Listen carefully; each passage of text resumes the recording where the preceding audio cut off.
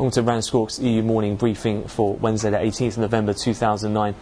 Just taking a quick review of the overnight news and also some of the things we've seen so far in London today. In terms of some commentary late yesterday, we did see Treasury's Geithner point out the US economy is growing again and financial markets are much more stable. However, Geithner did note that the US must avoid removing support prematurely, so pretty similar to what we've heard from various officials of late. Allied to that as well, Fed's Pianolto spoke last night and said that housing industry and broader economy is not out of the woods yet, but there are some signs the worst may be over. In terms of ECB's Trichet, he also spoke yesterday evening after the European cash equity closed.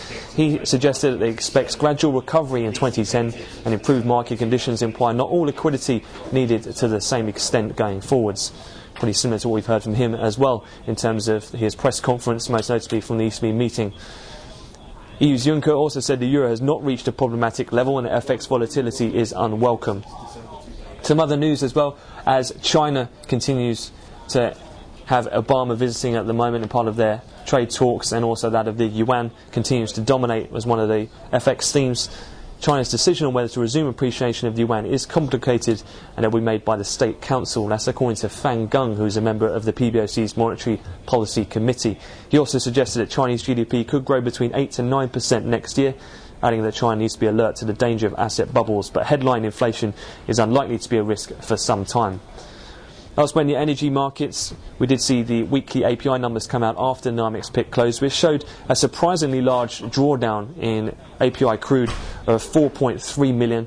That was against last week's build of 1.2 million. That's been one of the key reasons underpinning the rise in oil, which is trading up back around the $80 handle, up just shy of $1 at the moment.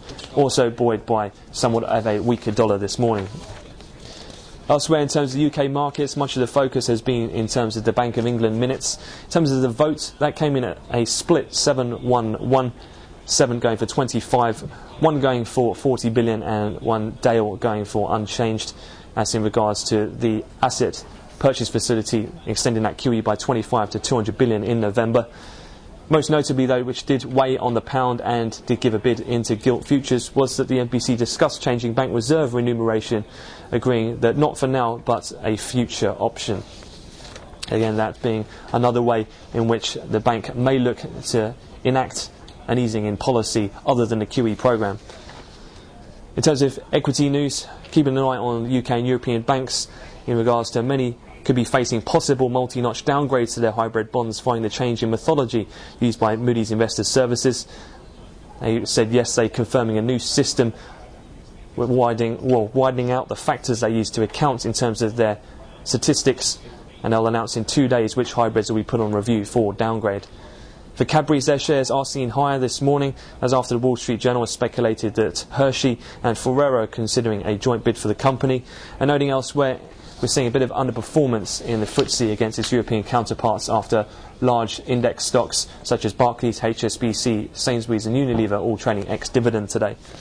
Looking ahead, we'll have the weekly NBA mortgage apps due at 12 o'clock. We'll have the Canadian CPI released at the same time. 1:30 from the US will be the CPI numbers for October, allied with the housing starts and building permits. And then we'll get the energy weekly DOE numbers at 3:30. That's 9:30 in Chicago.